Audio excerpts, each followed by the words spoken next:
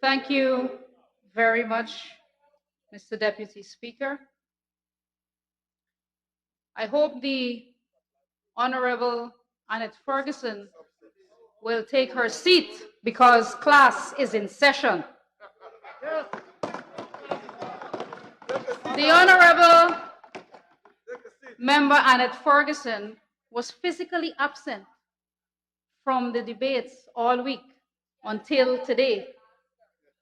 I can only assume, sir, that she took 3 days to prepare that litany that she just delivered. However, Mr. Speaker, I think she would have done a greater service to the opposition if she had forfeited that speech and made a second attempt to grab the mace. Mr. Speaker, let me deal condignly with some of the comments made by the honorable member. She spoke about greed, but the honorable member Ferguson forgot conveniently that she didn't only try to snatch the mace, she also snatched a scholarship for herself while she was a sitting minister of government. Then she went on social media and carried on with a rant. Scholarship, scholarship, scholarship. Honorable Chief Whip. Comrade Speaker, reference to standing order, imputing improper motive on the honourable member.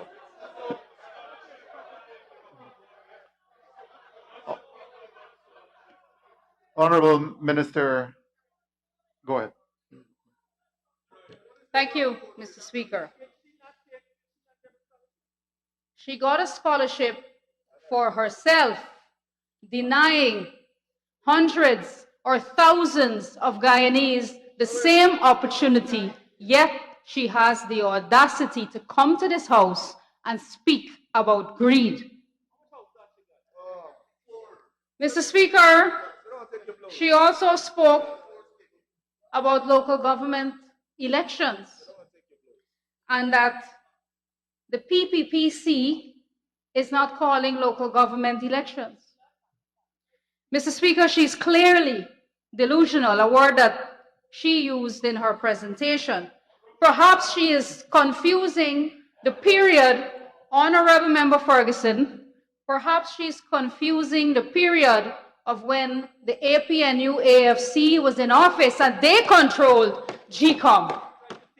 Mr. Speaker, no government holds or conducts elections or local government elections. When the Guyana Elections Commission is ready to hold its elections, we are happy to participate in those elections, and we will deliver the same trashing that we did at the last 2 local government elections. Wow. Wow. Wow. Mr. Speaker, the Honorable Member Ferguson also told us a story, and we heard a lot of stories in this House over the last 4 days.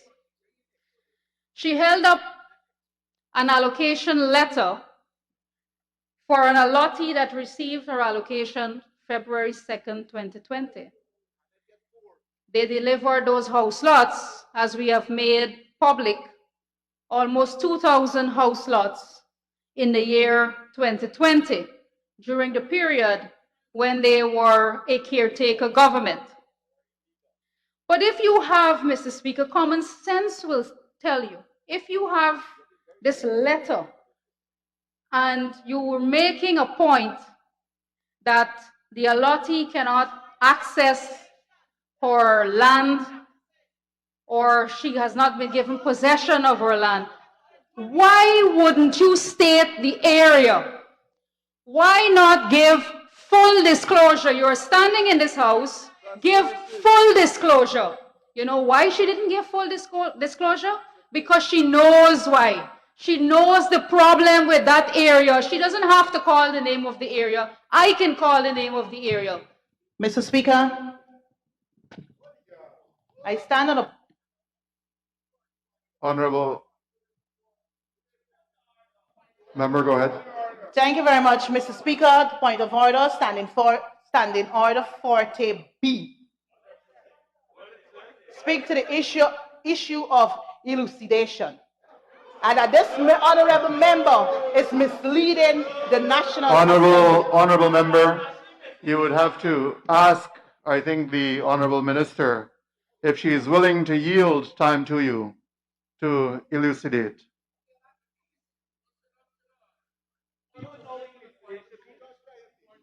Thank you, Mr. Speaker. Mr. Speaker, the area is perseverance. And the honorable member, as the last minister with responsibility for housing and water during the APNU AFC, was fully aware that that area has a legal problem in terms of the description of the area. And it has to be corrected through the courts. The honorable member and her government did nothing in the 5 years that they were there to make that correction, Mr. Speaker. We are doing so now. All of the documents have been prepared and the area will be sorted out in terms of the name. And those allottees will be granted access and will be able to take possession of their lands in that area. We will fix it, sir, as we fix everything else. Mr. Speaker, we heard a lot of dreams, fantasies, we heard Shakespeare, we heard biblical scriptures. But Mr. Speaker, I am yet to hear a single constructive, coherent, thought-provoking, or even a logical criticism of Budget 2021. They can't seem to make up their minds, sir, whether they want more or they want less. One says, mash brakes. The other one says, we need more. You didn't do enough. The public servants need more. Increase the threshold. More cash grants. Their presentations were riddled with inconsistencies. One of the other criticisms was a lack of consultation. Mr. Speaker, it is obvious they didn't even consult among themselves the line that they want to take when they come here to debate this budget. This budget 2022, represents a dramatic increase from budget 2021. Our government has managed to find the fiscal space. And many of you would remember where that term fiscal space came from.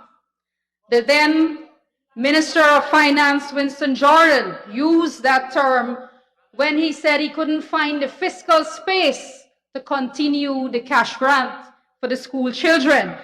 But we have found the fiscal space, sir, to bring to this House the largest budget, and we did so without introducing any new tax or without increasing taxes. As a matter of fact, sir, we have removed taxes and reduced in certain areas as well. And we were able to do this because we understand what it means to prioritize. We have our priorities in order, sir, and when we say to the nation we are going to do something, we ensure that we do it. In spite of all of the tax reliefs and social programs which support our men, women, and children, we are not burdening this generation with increased taxes, and neither are we saddling our future generations with debt. The APNU AFC does a very curious thing. They boast about the collection of taxation. They love to boast and they love to hold up newspaper articles with bold headings of hundreds of billions of dollars in tax collection. But that is their philosophy, sir. That is their ideology, to tax the nation into poverty. Who pays the taxes? It is the ordinary man and woman who pays the taxes that the APNU AFC administration gloats about. And they did so in government, and they continue to hold that line, even in opposition. And that is because that they sincerely believe that that is the way to run government, to tax the ordinary people. And that's the way they believe that they can develop a country. Mr. Speaker, the Honorable Member Amanza Desir spoke about following the money. And she did so and insinuated that there was something sinister about the allocations that are made in this budget. But, Mr. Speaker, I agree with the Honorable Member Desir. Let us follow the money, sir. Follow the money in infrastructure and energy for us to modernize our country and cut the cost of electricity in half. Let us follow the money in education so we can qualify our people. Let us follow the money in health so that we can build new facilities and ensure there is quality health care for the sick. Let us follow the money in security so we can keep our people and our country safe. Let us follow the money in agriculture so we can guarantee food security and create jobs in our traditional sector. Let us follow the money in housing, in water, and in sanitation so we can continue our work in providing affordable housing, clean water, and sanitation for all. Mr. Speaker, the opposition has all the solutions now. They had an epiphany, sir, and they know how to fix and solve all the problems now that they are in opposition. They didn't know to fix or solve anything when they were in government. They know who should be getting what, and they know how much, etc. The mass giveaway of money that they talk about is unsustainable, and they know that. And they will not be allowed to come to this house, to this honorable house, and mislead people into thinking that they can receive. Honorable Minister, mislead is not parliamentary, so please withdraw those two misleads. Thank you, Mr. Speaker. Mr. Speaker, it is disinformation, and it is reckless, and it is irresponsible. The Honorable Member, Jurita Finance, who is dubbed the finance guru for the APNU AFC, came to this house with critiques that could best be described as pseudo-intellectual arguments. She came, sir, with some shallow arguments that clearly came from Google articles. She came to this house and she did not, sir, she didn't speak about economics. She didn't speak about trickle-down economics. She spoke about cut and paste economics. That is what she spoke about when she came to this house. Her insipid arguments lacked depth. There was no sophistication to her arguments. There was no critical analysis. It is easy to speak in a blanket way about cash distribution because it may be popular among people, but it is not sustainable, sir. We have to plan for the post-oil economy. There will be steep increases in growth rate due to the windfall of oil money. And we have to utilize that windfall, sir, to build capacity for future non-oil growth. Investing in renewable energy, pursuing the targets set out in our low-carbon development strategy, in education, in training, in tourism. Through the local content legislation, we will build capacity for longevity and sustainability. The expected growth in real GDP of 47.5%. This does not happen by accident. This is unheard of anywhere else in the world.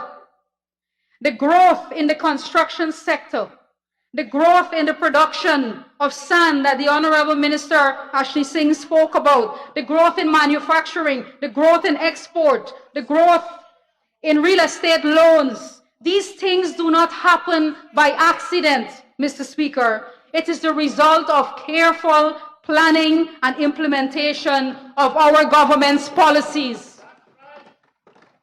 The growth in the construction sector in 2021 is directly correlated to our infrastructure programs and our housing program.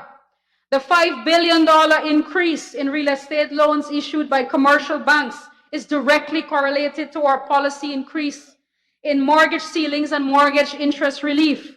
These direct results is because of careful state planning and prudent management of the economy. We will not be reckless, Mr. Speaker.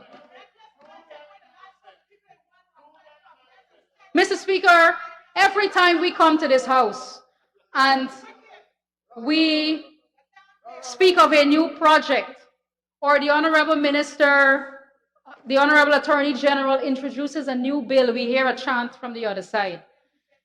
Coalition program, coalition project, that started under the coalition. Well, Mr. Speaker, if that were true, then it is an indictment of their own failed record of being incapable of passing any laws and implementing any of those projects. Another criticism I heard about is about implementation. So they were incapable of critiquing the budget, so they plant seeds of doubt about capacity. That is like putting the cart before the horse, Mr. Speaker. Watch the ride, Honorable Member, watch the ride. The people elected us to do the work. You do not have to worry about implementation. Let us worry about that. We have a proven track record of implementation and delivery of projects. Watch and learn. You must learn to do things. You must learn to do things. There is a big difference between you and us. Do not compare yourselves to us. You are not in our league. You are comparing oranges and apples, chalk and cheese. Don't go there. Mr. Speaker, Budget 2022 is carefully aligned with our manifesto and with the vision our government has set out for the development and transformation of our country. To this end, the people of our country can be assured that all of the policies and programs they voted for in 2020 will be achieved during our first term. Mr. Speaker, with the return of the PPPC to government in 2020, the housing sector has been revitalized and rejuvenated. There is enthusiasm and anticipation, especially among our young applicants, since there is clear and undeniable progress under our government in delivering affordable housing to our people. In order to fully appreciate the accomplishments over the last 18 months in the housing and water sectors, we must examine the state of affairs we inherited. I heard a lot of speakers on the opposite side speak about incompetence. But let me not tell you, sir, but prove to you what real incompetence is. Mr. Speaker, it is well known that the Central Housing and Planning Authority lacked leadership and clear policy direction for years under the APNU AFC administration. The sector was lethargic and non-productive. 7,534 house lots, sir, a meager 7,534 house lots were distributed in 5 years. A figure that we have long surpassed in only 1 year in government. Mr. Speaker, if the honorable member Annette Ferguson or the other housing ministers that were there under their government had been productive, we would not have found a backlog of 70,000 applicants as of the 2nd of August 2020 when we came into government. But Mr. Speaker, there is a deeper reason that house lots, affordable housing was not delivered to the people of our country during the tenure of the APNU AFC administration. And it's something that is not often highlighted, but I will highlight it today. Mr. Speaker, I have here the budgeted allocations for the years 2015 to 2020 under the APNU AFC administration. Mr. Speaker, it's simple. In order to produce anything, in order to produce house lots, in order to have infrastructure in your housing schemes, you need money. If you make a promise, you have to deliver it, you have to budget, you have to plan, you have to make the financial resources available. Mr. Speaker, in the year 2016, when the APNU AFC presented its first budget, the budgeted amount for housing, zero budgeted allocation for housing in 2016. Mr. Speaker, in 2017, the amount allocated to housing, zilch, nothing again, Mr. Speaker. In the year 2018, zero, Mr. Speaker, no monies in the budget for housing. How else, sir, can you produce house lots? How else can you have infrastructure work done in your housing schemes so that our lotties can access their lands? Mr. Speaker, do you know when they made resources available for housing the first time? In 2019. When they faced a vote of no confidence, that is when they found the first allocation in the budget for housing. That is when they made the first set of money available for housing in 2019, sir. This, sir, is despicable. Mr. Speaker, not only providing house lots, but they neglected to do infrastructure works in the housing areas. And this led to several consequences apart from people not being able to access their house lots. It also led to us not being able, or not for them, and certainly not for us being able to hand over these housing schemes to the NDCs because the infrastructure work was not done in those schemes. I also want the people who are listening to know that the condition of the roads in the housing schemes did not happen overnight, Mr. Speaker. This is why we found the roads in our housing schemes in such a deplorable state, because for 5 years when they were in there, they never made any resources available to continue to maintain those roads in our housing schemes. It was caused by a lazy, visionless, and careless government who failed to make resources available to maintain those schemes. These are the people who spoke about using drone technology to plant rice, and then they said rice is private business. Mr. Speaker, you can't trust anything that these people say. These are the people, can you imagine the APNU AFC promising to deliver health care to the hinterland communities using drone technology? They can't even put some money in the budget to do the roads and the housing schemes, and they're going to deliver health care with drone technology, sir. Pipe dreams. Pipe dreams. Mr. Speaker, the lack of infrastructure in housing schemes also led to the slow occupancy within the schemes. People cannot access their lots. How else are they going to go and build?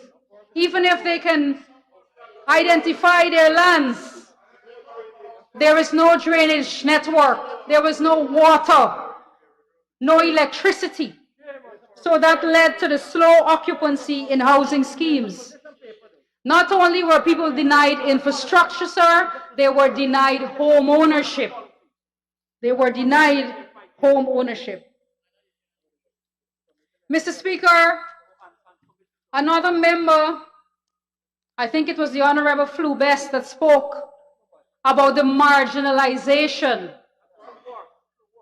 of the work that we do and the marginalization of certain communities, and she mentioned Mocha and she mentioned Caneville in Grove. But I want to remind the honorable member that it was the PPPC government who built the road in Mocha, and it is the PPPC government who is currently constructing a 4-lane highway that will pass through Mocha, will pass through Caneville, will pass through all of the areas that she mentioned on the East Bank, thereby bringing development to those communities, sir. We don't circumvent any community. We go into all of those communities, especially the vulnerable communities, and we take development to them.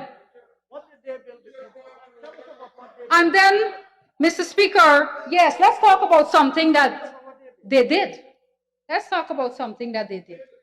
When they do something, sir, it becomes a total flop. A total flop, sir. Take, for example, the failed duplexes. The failed duplexes. You know, it's regrettable that I can't talk about the record of the Honorable Annette Ferguson because I can't find any articles on her. She didn't do anything. So this article, this was when the Honorable Valerie Patterson was the minister then. Mr. Speaker, they came up with a bright idea to deliver housing units, the duplex units, which has two occupancies. It has two houses in one on one portion of land. And sir, when they introduced this housing solution, they failed to amend the legislation to ensure that the allottees who would get one of these duplexes would be able to get their title. Our laws, sir, do not provide for that, and they did not amend the law to ensure that these people can have title or transport to their land. Mr. Speaker, they charge $6.8 million for a duplex. This is more than our allottees are paying for a low-income house now, where they're on a plot of land by themselves, and they can have a title to their land. And this was back in 2017. Sir, we had to resort, sir, to ensuring that the people can live in the duplexes. And now, sir, the APNU AFC has reduced the Central Housing and Planning Authority to a landlord. The people now have to pay rent because we cannot give them title. An agency, sir, that was founded in 1947 to deliver affordable housing to the people of Guyana and to transfer freehold title has been reduced to a landlord under the APNU, AFC administration. Honorable member, to continue, you will need an extension. But before I ask, I'm hearing words like criminal, foolish, nonsense, wicked in the noise that is emanating from the chambers. Please, don't let us disintegrate as we approach the final hour today. Honorable Minister Teixeira. Mr. Speaker, I would like to ask that the honorable member be given 5 more minutes to conclude her presentation. Directly on the hour of 8, Honorable Minister, you can continue for 5 more minutes. Thank you very much, Mr. Speaker. Mr. Speaker, turning my attention to the Guyana Water Inc. Our government inherited a potable water sector that was faced with significant challenges as a result of bad governance. These include a low treated water coverage, high water losses or non-revenue water, unacceptable service levels in many coastal communities and housing areas, poorly maintained water infrastructure, and a low customer metered coverage. Simply put, sir, the quality of service did not meet the expectations of the Guyanese populace. Further, the company's financial position was in a dire state as it could not meet its financial obligations to suppliers and restocking of basic materials was unavailable. Mr. Speaker, when we took office, the Guyana Water Inc. owed GPL $7 billion, sir.